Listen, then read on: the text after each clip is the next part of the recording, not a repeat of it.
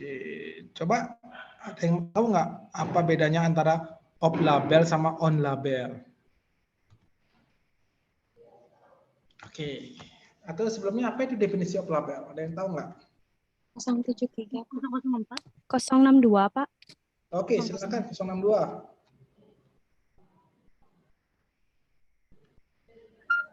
Jadi off label itu adalah obat di luar indikasi yang tertera dalam label dan belum ada maksudnya di luar persetujuan oleh badan atau lembaga seperti BPOM.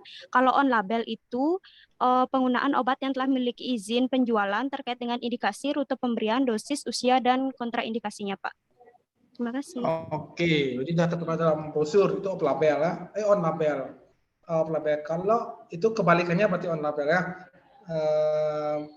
Kira-kira menurut kalian off label itu boleh nggak atau nggak? Off label itu boleh nggak?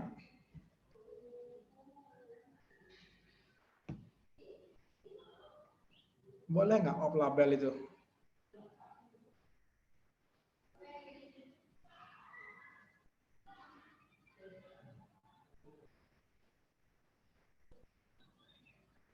Oh iya, boleh nggak?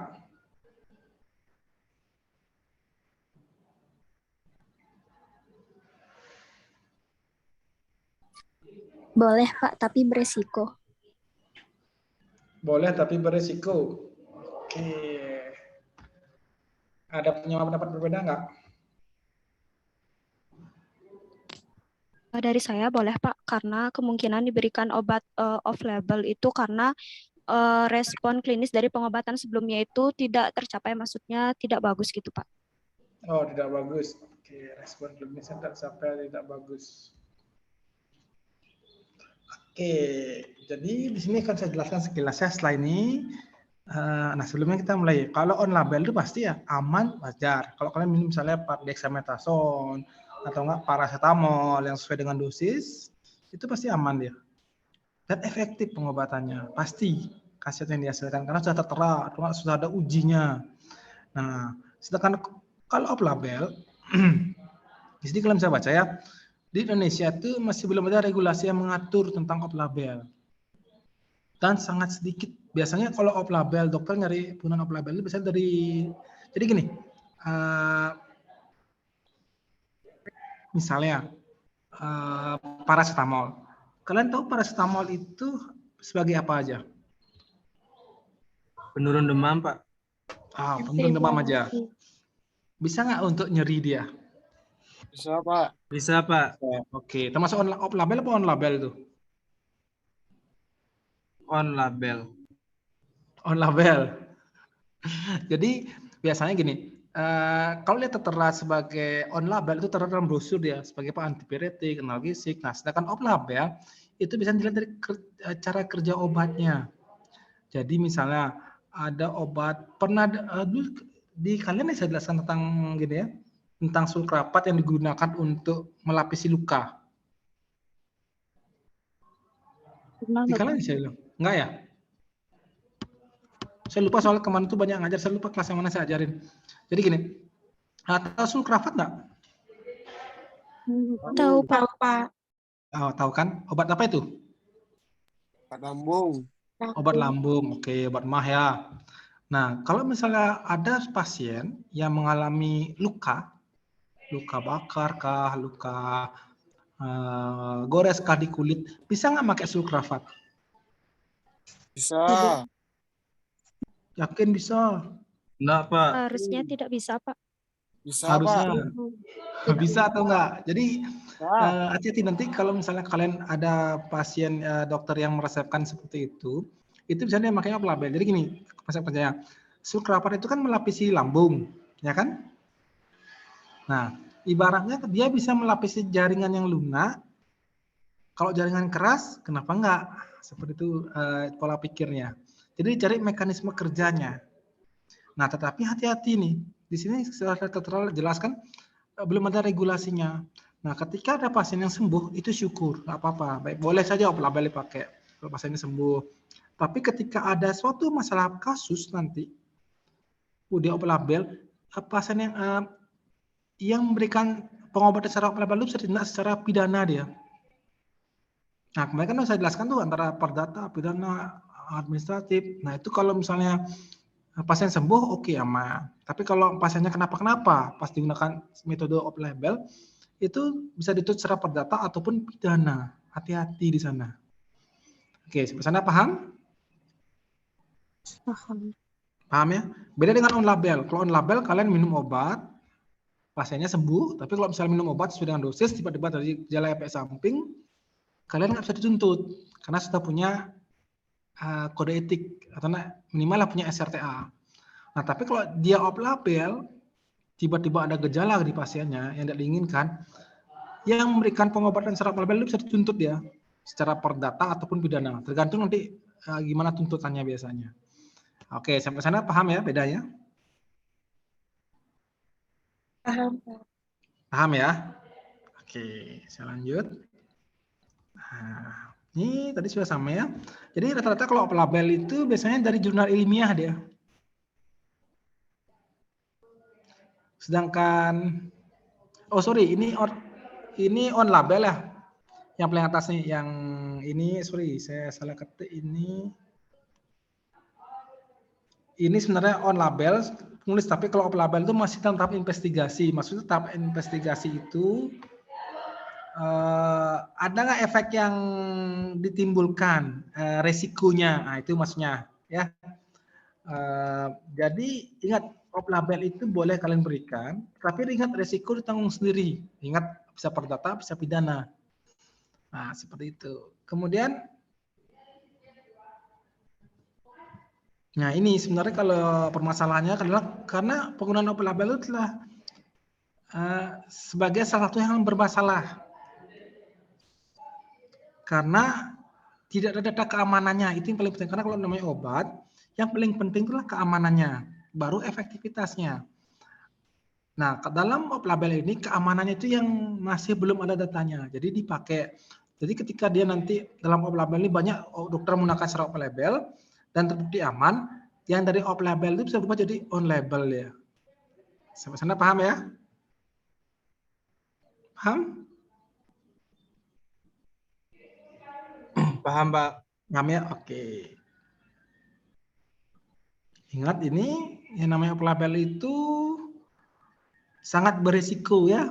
Jadi kalau saya sarankan di kalian nanti, sebaiknya yang namanya dalam pekerjaan itu kurangi resiko. Jadi sebisa mungkin jangan menggunakan yang off label. Karena ketika ini kalian lakukan, ketika terjadi permasalahan, SRTA kalian atau enggak etik kalian tidak akan bisa melindungi kalian. Karena kalian ini memberikan obat dengan sengaja ke pasien. Yang paling kecil hukumnya adalah perdata, ganti rugi, atau yang paling tinggi adalah pidana. Seperti itu. Oke, bisa paham ya Pak sana? Paham, Paham? Pak. Oke. Oke, di sini sampai saya. Oke. Saya punya pertanyaan sedikit, tapi nanti aja ya.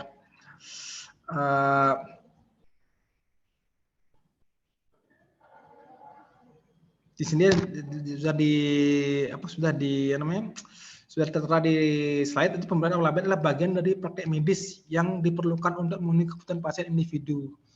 Penggunaan off label dapat sebenarnya dihindari. Pasti akan ada namanya obat off label karena nanti kalian bicara kalau kalian namanya penggunaan obat itu pasti ngomongnya adalah per pasien, bukan per masyarakat.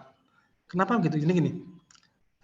Semua individu atau masyarakat kadang kan tidak seragam. Jadi misalnya gini, ada obat A yang harganya mahal, itu diberikan ke pasien sembuh. Tapi pasien B tidak sanggup membeli obat A tersebut karena harganya mahal. Diberikanlah off label obat lain, tapi pasien B sembuh. Boleh kayak gitu ya, tetapi hati-hati. Risiko ingat ditanggung oleh pemberi dari off label obat tersebut. Karena off label itu tidak mungkin akan bisa dihindari karena tergantung dari kebutuhan pasien. Karena tujuan kita di masyarakat itu ketika kita mengobati pasien, itu artinya kita harus bisa menyembuhkan pasien, minimal mengurangi penderitaan dari pasien seperti itu ya. Nah, off label itu ada 4 jenis ya. Ada yang bisa membantu saya nggak menjelaskan satu-satu? Apa itu off label usia? Atau saya kasih waktu diskusi ya. Mungkin selama 10 menit ya. Kira-kira apa arti dari 4 ini ya? Atau nggak bisa ngasih contohnya? Oke, saya kasih waktu 10 menit cukup ya? Oke, 10 menit cukup. Coba kalian diskusikan, nanti kan saya tunjuk satu-satu. Kira-kira apa artinya off label 4 off label ini dan berikan contohnya ya. Oke, saya tunggu 10 menit ya.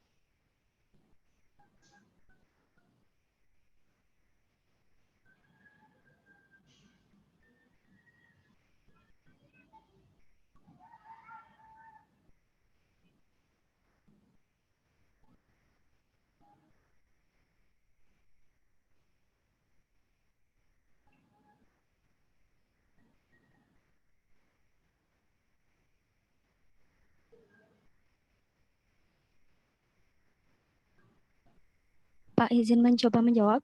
Oke, sudah ada. Oke, silakan. Saya mau jelasin dari off label usia, boleh? Boleh, satu-satu aja cukup. Jadi off label usia ini digunakan di luar rentang usia yang telah disetujui.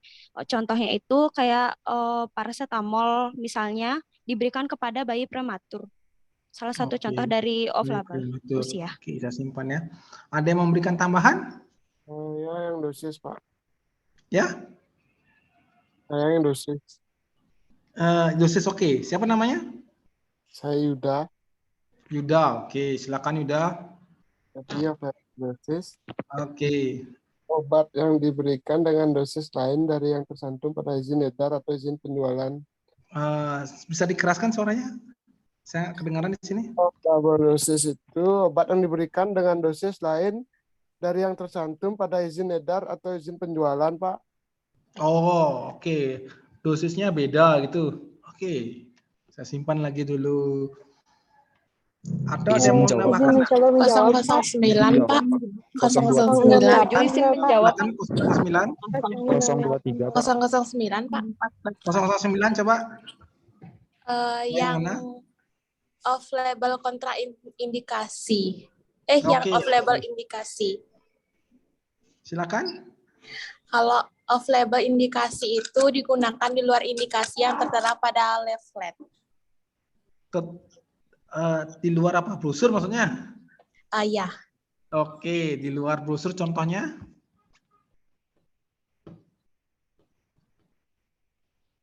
Contohnya? Izin menambahkan, Pak. Oke, silakan.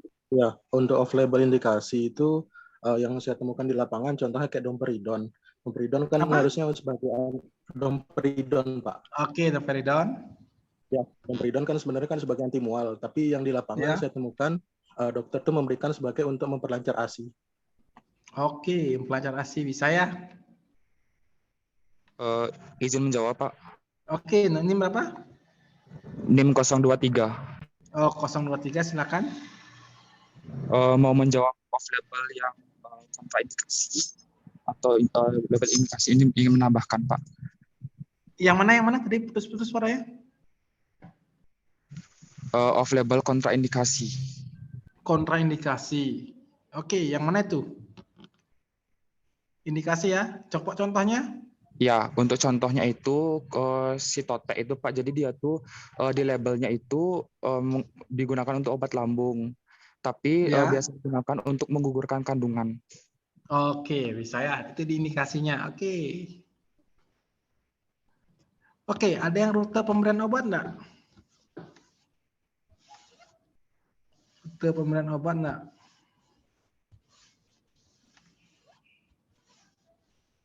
Ayo, rute pemberian obat. Yang Izin rute pemberian obat. Oke, 17. silakan. Silakan. Untuk rute pemberian obat itu contohnya yaitu penggunaan injeksi vitamin K sering diberikan secara oral kepada bayi baru lahir untuk menghindari penyakit dengan manifestasi pendarahan sebab tidak ada sediaan yang tersedia sesuai dengan yang diberikan izin. Injeksi kan? Ya, injeksi vitamin K, Kak. Oke, injeksi vitamin K itu disuntik. Iya. Oke, benar kan injeksi disuntik kan? Tidak ada masalah kan? Iya, Pak. Berarti bukan rute kan, itu indikasi dia. Kalau yang jadi permasalahan itu dia tuh diberikan secara oral kepada bayi baru lahir untuk menghindari penyakit. Oke, diberikan secara oral. Itu Ya. Oke, boleh, bisa diberikan secara oral. Diminum kan? Ya, Pak, betul. Oke. Ada yang mau menambahkan lain nggak? Saya izin menambahkan Pak dari NIM Oke, 023. silakan. Jadi yang tadi dijelaskan itu contoh dari off-label rute pemberian. Kalau saya mau menjelaskan tentang pengertiannya. Kalau pengertiannya itu, jadi obat itu, dalam off-label rute pemberian itu, obat diberikan melalui rute pemberian yang tidak sesuai dengan indikasi obatnya atau dengan rute pemberian yang tertera pada izin edarnya. Contohnya itu, kalau injeksi diberikan secara oral tadi. Seperti itu, Pak. Bisa diulang lagi? Tadi ada suara soalnya saya agak nggak kedengaran. Jadi untuk off-label rute pemberian itu yaitu obat yang diberikan melalui rute pemberian yang tidak sesuai dengan yang tertera pada label atau yang tertera pada izin edarnya. Jadi contohnya itu adalah seperti tadi yang dibilang sama teman saya, yaitu pemberian obat injeksi melalui rute oral. Seperti itu. Oke. Yang nggak usah jauh-jauh. Pernah nggak pakai salep mata di kulit? Pernah, Pak. Nah, itu masuk off-label rute pemberian obat ya kan? Harusnya salep mata dipakai di mata, tapi dipakai di kulit. Nah, kadang-kadang banyak dokter spesialis tulang, itu lebih senang yang pakai obat salep mata karena partikelnya lebih halus. Nah, padahal salep mata kan di mata, sedangkan salep kulit beda lagi dia. Tapi memang benar, lebih bagus dia hasilnya. Itu contoh yang paling simpel. Kalau indikasi tadi saya bilang ya, kalau misalnya citote digunakan untuk emas, tapi digunakan untuk menggugurkan kandungan, biasanya untuk yang mau aborsi atau apa itu pakai citote biasanya. Sedangkan dosis itu biasanya dosisnya kadang ada beberapa hal yang perlu kita perhatikan. Misal ditera dosis maksimal dan 500 gitu. Tapi yang dipakai dosisnya 600. Tapi pasiennya nggak apa-apa. Nah, itu nggak masalah. Selama pasiennya baik-baik aja. Tapi kalau terjadi namanya kegawat darutan di pasien, ya udah yang memberikan resep atau yang memberikan obat itu yang bertanggung jawab. Nah, kalau label usia ini biasanya sering terjadi. Biasanya gini, obat GG, guaifenesin, kan sering ada larangan di bawah 6 tahun dilarang memberikan GG. Tapi kadang dokter kalau biasanya di praktek-prakteknya atau nggak di apotek biasanya kan sering nguyar nih GG untuk umur kecil-kecil ya, umur bayi. Nah, itu hati-hati di sana. Ketika terjadi permasalahan, tetap yang memberikan obat, ketika memberikan resep, itu yang bertanggung jawab. Oke, itu sekilas mengenai label. Ada pertanyaan enggak? Dari saya belum ada, Pak. Oke, belum ada. Oke, kita lanjut sekarang.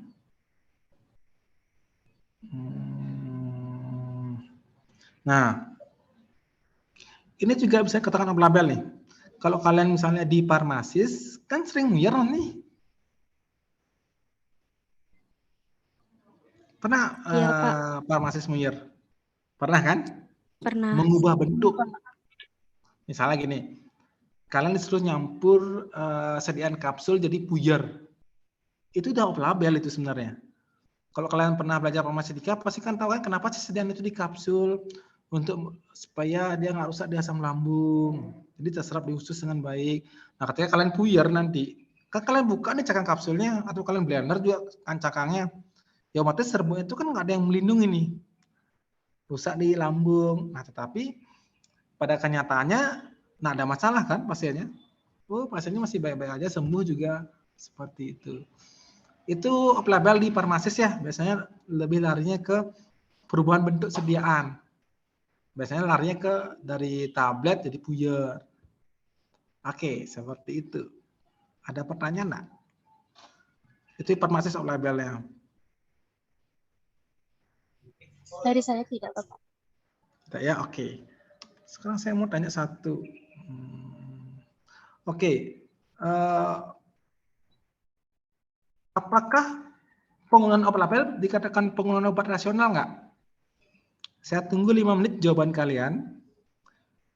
2 orang yang menjawab akan saya kasih nilai bonus saat ujian. Jadi ada tabungan nilai bonusnya. Saya kasih kalian waktu mungkin 5-10 menit untuk berpikir.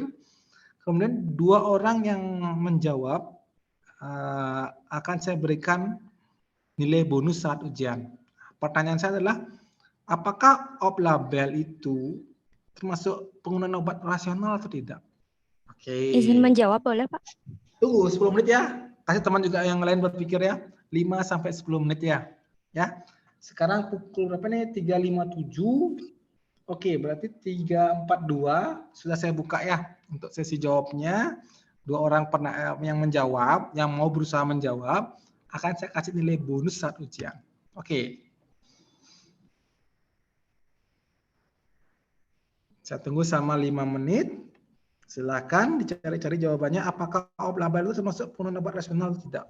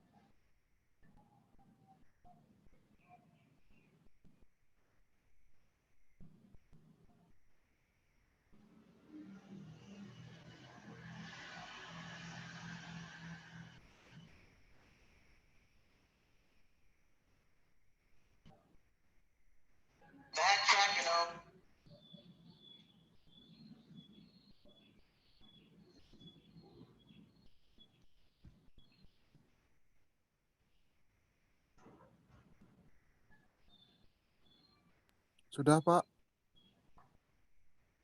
Tunggu, belum. Lagi 5 menit ya. 442 kasih teman yang lain juga.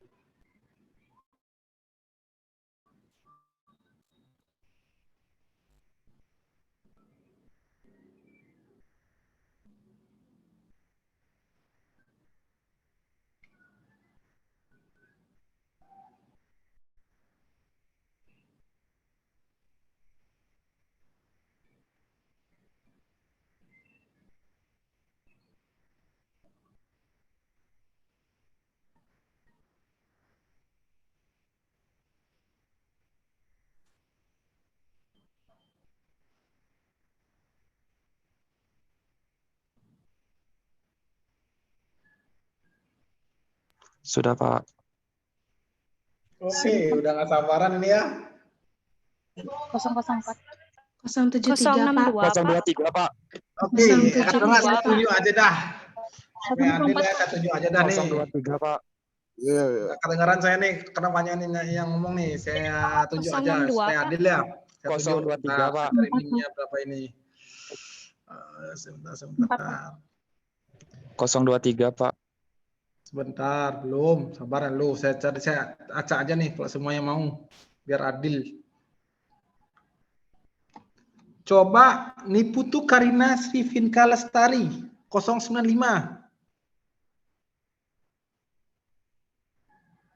Niputu Karina Srivinka Lestari 095. Iya Pak. Oke, coba jawab pertanyaannya.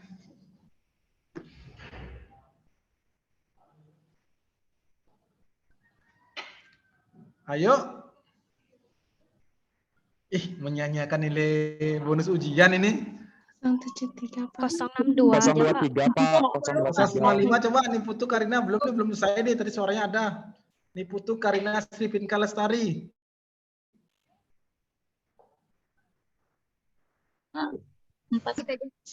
Tunggu sebentar Pak. Ya udah yang lain dah kalau gitu nih. 073 Pak. Lagi nih. 062 Pak. 023, Pak.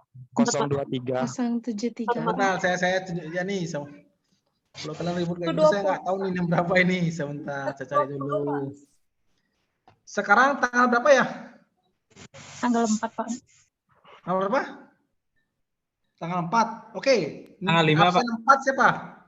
Absen 4. Aprilin Angelina. Ya, saya 004.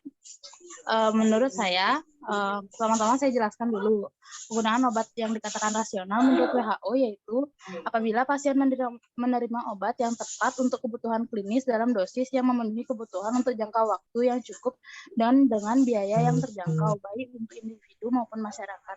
Jadi menurut saya penggunaan obat off-label jika digunakan untuk tujuan yang jelas, menurut saya rasional.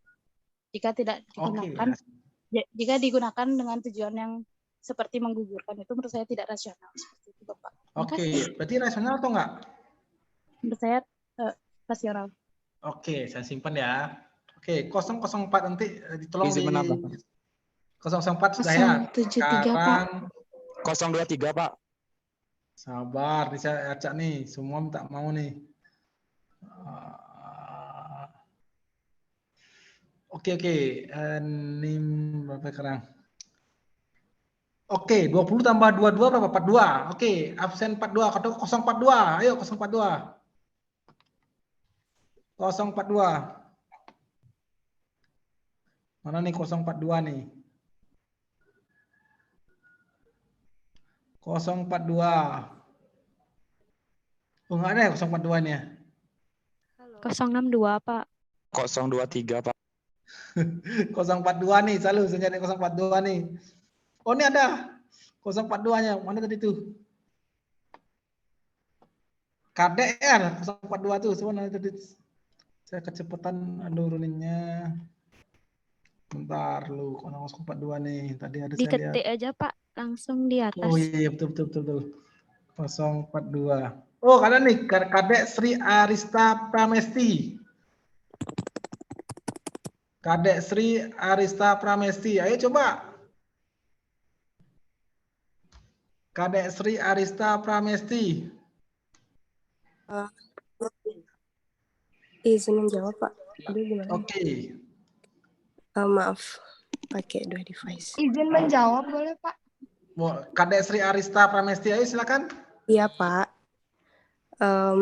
Menurut saya, off-label itu adalah kurang respon klinis pada pengobatan sebelumnya, intoleransi atau kontraindikasi. Sebentar, maaf. Menurut saya, penggunaan obat off-label itu rasional jika tujuannya jelas dan efektif, Pak. Oke. Terus? Kenapa, Pak? Itu aja? Iya. Aduh, sebentar, sama Pak. yang pertama tadi. NIM Eh, 062, Pak. 023 Pak. 073 Pak. 023 Pak. Lagi satu ya, sebelum saya jelaskan yang terakhir. 023 Pak. 073 Pak.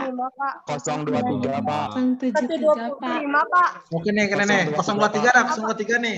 Dari duluan ya. 023 nih, Imade Budi Mahendra coba. Baik Pak, saya izin menjawab. Jadi menurut saya untuk penggunaan obat off label ini itu tidak rasional. Mengapa? Karena penggunaan suatu obat yang dikatakan tidak rasional itu jika kemungkinan dampak negatif yang diterima oleh pasien itu lebih besar dari dampak positifnya. Nah, untuk obat off label ini kan biasanya itu digunakan dengan indikasi yang berbeda seperti yang tadi saya jelaskan, tadi juga saya sebutkan itu seperti sitotek digunakan untuk menggugurkan kandungan seperti itu. Jadi menurut saya itu tidak rasional untuk penggunaan obat off label karena dampaknya itu lebih besar dibandingkan dengan dampak negatifnya itu lebih besar dibandingkan dengan dampak positifnya. Seperti itu Pak. Terima kasih. Oke, ini jawabannya tidak rasional, itu temannya rasional ya. Oke, saya sekarang nyimpulkan ya. Oke, mana slide saya ini? Oke. Mungkin di sini kalian bisa baca ya, off label. Jadi kita ini kan namanya tugas farmasi kan kita terus belajar nih, artinya terus belajar sepanjang hidup. Jadi di sini kalian bisa lihat nih, obat tidak sesuai indikasi belum tentu tidak rasional. Tadi sudah dijelaskan ke temannya bahwa definisi namanya POR menurut WHO kan satu, pasien mendapatkan obat sesuai dengan kebutuhan klinisnya, sesuai dengan indikasinya, dan sesuai dengan kemampuannya membayar. Seperti itu. Jadi sebenarnya POR ini outcome utamanya adalah pasien sembuh. Ya kan? Pasien dapat obat, pasien sembuh dia. Nah, apakah penggunaan label ini dikatakan rasional atau tidak rasional? Kita kembali ke konteks ya. Jadi gini, kalau kalian berbicara mengenai pasien atau per individu pasien,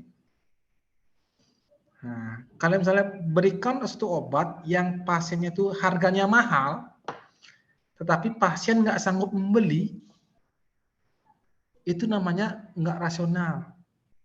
Tapi ketika kalian memberikan satu obat berdasarkan off label, dan pasien itu sanggup membelinya, atau ya dengan harga yang lebih murah, dan pasien sanggup membelinya, pasien sembuh, itu namanya rasional.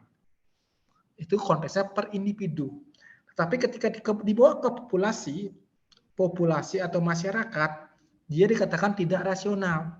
Kenapa begitu? Karena dalam masyarakat itu ada yang mampu membeli, ada yang tidak mampu membeli. Jadi kapan dikatakan off label dia sesuai dengan ini POR ketika konteksnya adalah per individu pasien. Sampai sana paham?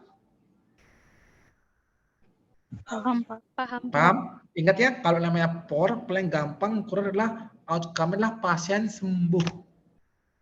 Pasien dapat obat, pasien sembuh gitu ya. Oke, sampai sana ada pertanyaan enggak? Belum, Pak. Dari saya tidak, Bapak. Oke, paham ya? Itu adanya off label. Tapi ingat nanti kalau dalam off label itu risiko itu akan ditanggung oleh kalian sendiri. Paling minimal adalah hukumannya perdata ketika terjadi suatu kesalahan. Paling tinggi adalah pidana. Tergantung sekarang tuntutan dari pasiennya seperti apa. Jadi saran saya nanti kalau ke depannya kalian praktek, sebisa mungkin jangan menggunakan off label, tapi carilah on label demi keamanan kalian bekerja. Oke, sampai sana paham? Paham, Pak. Paham ya? Oke. Ada pertanyaan lain enggak?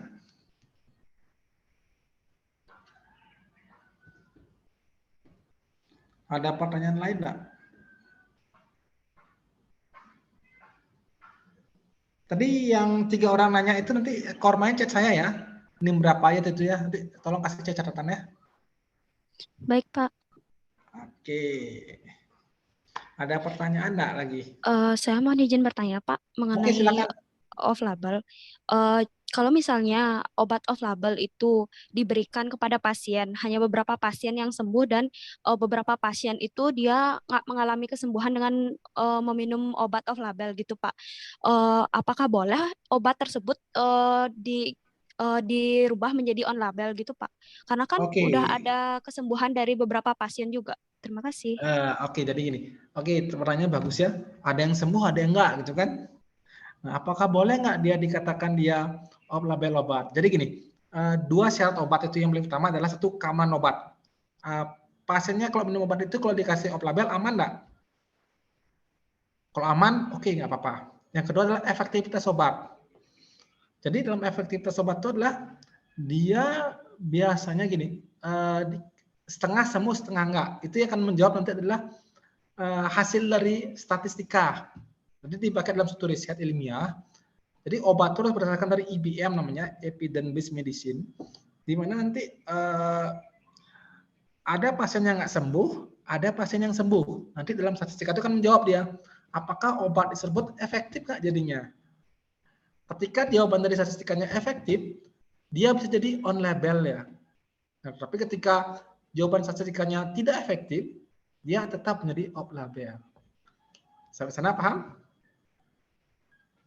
Paham Pak, terima kasih. Oke, bagus pertanyaannya. Oke, ada yang mau bertanya lagi?